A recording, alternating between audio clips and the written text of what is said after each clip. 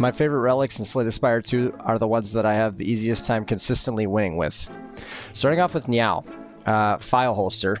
Upon pickup, gain 1 potion slot and procure 2 random potions. This honestly might have my pick for one of the strongest relics in the game, just based on purely the setting in which, you take it. It's at the beginning of your run, and so you're looking to get powerful quickly. I play on a lot of Ascension 10.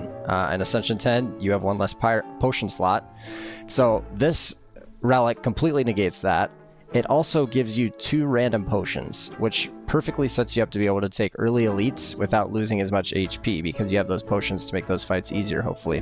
So I love taking this relic because it negates that Ascension, so I can hold powerful potions for fights when I'm going to need them. Let's say, for example, I have a scary boss fight coming up, I can save a power potion.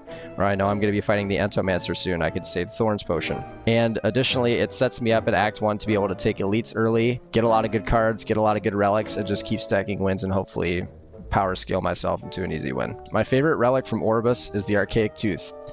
He turns every starter card on every character into something that is potentially like run winning. Ironclad, he turns it bash into break. The Silent, he turns neutralize into suppress. Regent, you get Meteor Shower. Necrobinder, you get Protector. Defect, you get Quadcast. Those are all really, really good solid cards that fit into almost just about all decks. Increase your power by a lot and make the beginning of Act 2 a lot easier. They're also very good cards to kind of build your deck around. For example, if you get a break on Ironclad, you can start looking for cards that scale with Vulnerable. Like, for example, Dominate is a great card to target if you get a break. You can get a ton of strength just from 1 break, even if it's not upgraded. My favorite from Pael is Pael's Blood. At the start of your turn, draw 1 additional card. There's nothing about this relic that's bad. It is the definition of consistency. You're going to be drawing more cards. That means you're going to have more options on your turn, so you can more often consistently block and deal damage.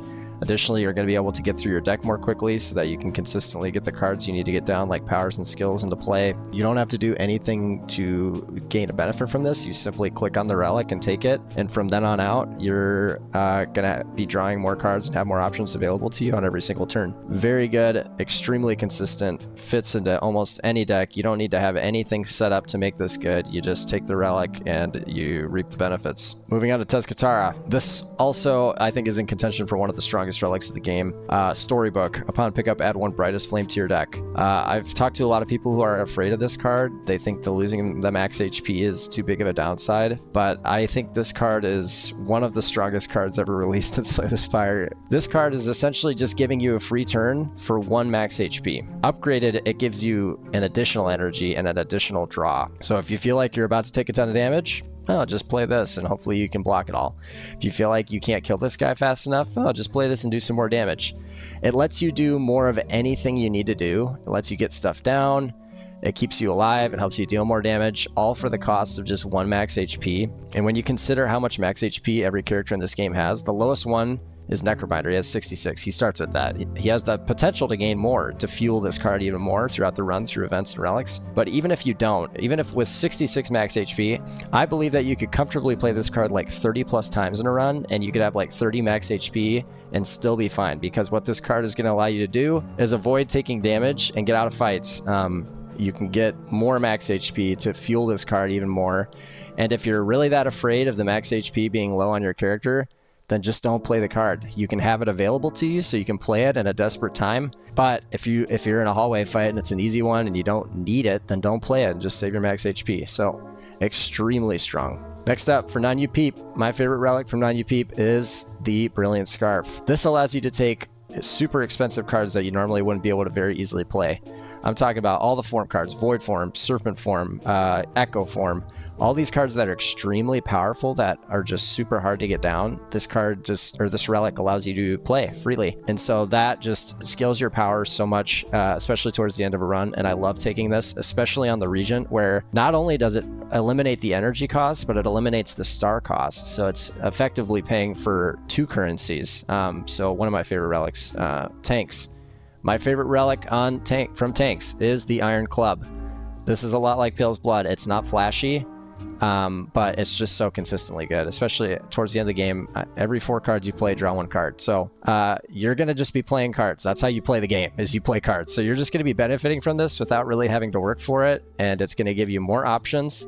to allow you to confront the needs that you need to, you know, answer on your turn. Very good, very consistent, not flashy. Don't have to work super hard to, you know, get this to pop off or benefit. It's just always there, always good. Okay, next up we have Vaku. My favorite relic from Vaku is the Whispering Earring. Gain energy at the start of your turn. Vaku plays your first turn for you.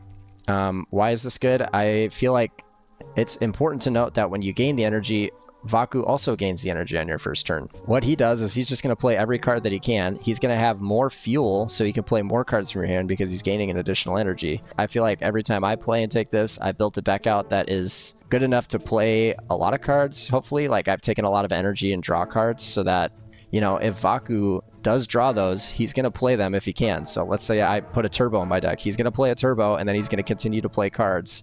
Let's say I put a Bloodletting in my deck, or, you know, a Big Bang in my deck. He's going to play all those cards because they're 0 cost, and that's just going to give him more energy to play even more cards that he drew in your first hand. So I feel like if you build your deck out right, this downside really isn't that bad at all. And the extra energy goes a super long way in Act 3 when you're getting all these expensive cards, and you having the option to play them more comfortably is very powerful. Okay, last but not least, we got Darv. My favorite relic from Darv is the Runic Pyramid. At the end of your turn, you no longer discard your hand. Why is this good? For the same reason that Pael's Blood and the Iron Club are good. Essentially solves draw for the rest of the run. You're going to be retaining your entire hand, so having cards available to you is no longer a problem. You're going to have stuff in your hand pretty much all the time. Additionally, you can block. You can save your good block cards for when you need to block. You can save your amazing damage cards or power scaling cards for a turn when he's not attacking you. It's really easy to plan around a fight when you have the Runic Pyramid. There are some downsides where you could potentially have your hand clogged up and you can't draw through your deck. But hopefully you're taking cards that give you energy so that you can play more cards in your hand and move through your deck still. But yes, an amazing relic, and one of the best in the game, I think. So if you enjoyed this video, please feel free to check out my other video where I talk about 10 relics that I underrated for a long time. And please feel free to subscribe and like and comment, as it lets me know that you like the content. Comment down below what your favorite relics from each of the ancients are, and I hope to catch you in the next one. See ya. Peace.